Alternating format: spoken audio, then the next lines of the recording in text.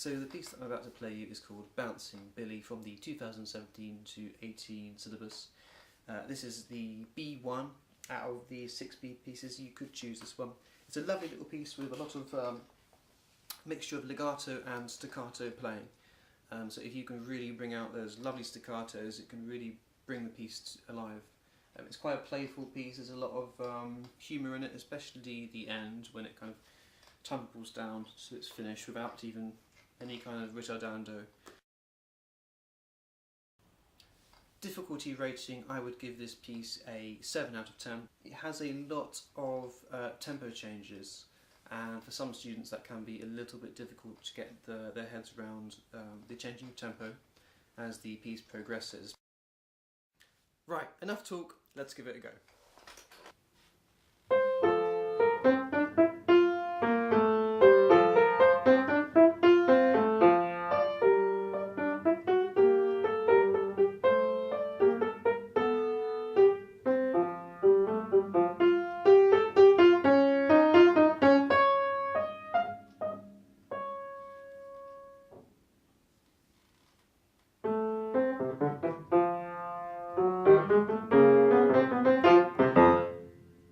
Don't go too much slower than this.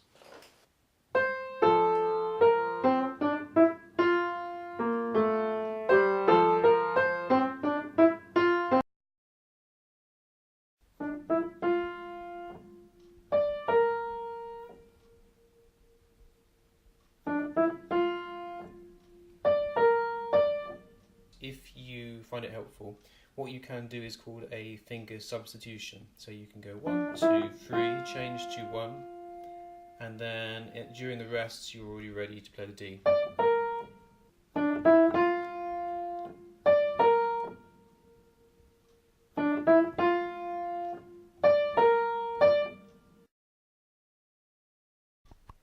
Bar 10, there's a little turnaround, so we start on 2.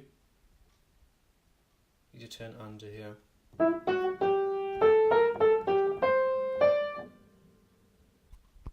Alternatively, to avoid the turning under, you could start with a 1 and do this.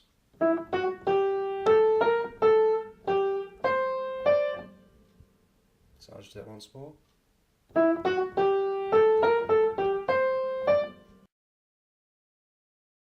So bar 30 to the end, the left hand, there's no written fingering, but we can assume because we had a 1 in bar 28 that we should be on a 3 at this point. So this is the written fingering.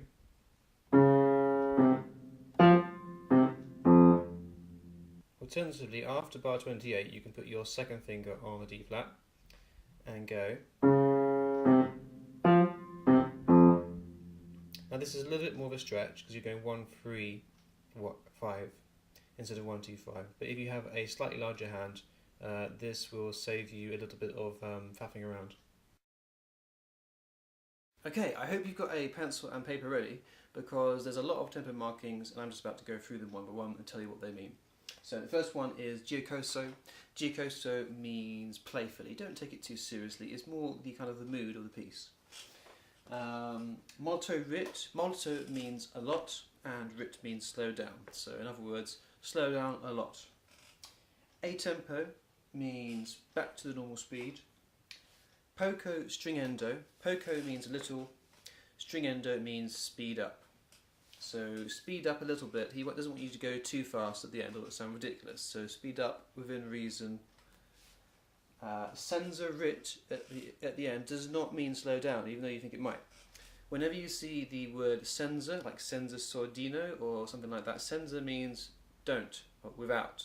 So senza rit means don't slow down. So your stringendo is going to go all the way to the end. The reason he's written senza is because it's very tempting at the end of a piece to slow down. You might think that you might want to do this, you know.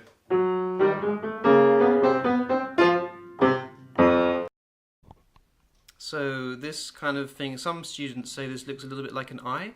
So with the little slur above it and the dot, that is called a fermata. I have mentioned this before, and it just means you pause on the note. So you'll play that D flat, and then play it a little bit longer. The comma there is exactly what it means in a sentence. So it just means you take a breath between the two bars. Not physically, I mean you can take a breath physically as well if you want to, but it means that you're not going to go straight on to the next bar. For instance, if I try and do this with my right hand, you're not going to do this.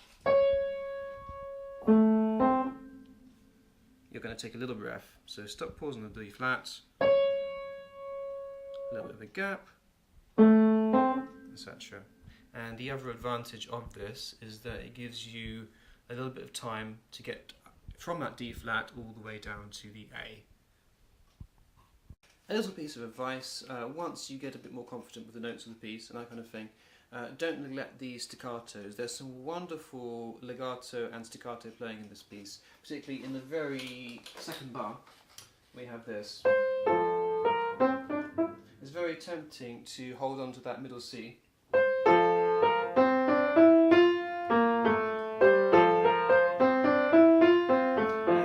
Written as a combination of the legato and staccato. So you start off legato, into a staccato, legato, etc. That's it for this video. If you enjoyed it, please do give it a like down below. It helps this channel a lot. And also, if you could subscribe over here. We also have some more content up here, various tips and tricks for playing the piano. If you have any tips of your own for playing this piece easier, then please do put it in the comments down below. Maybe you can help someone else with their piano playing. Bye!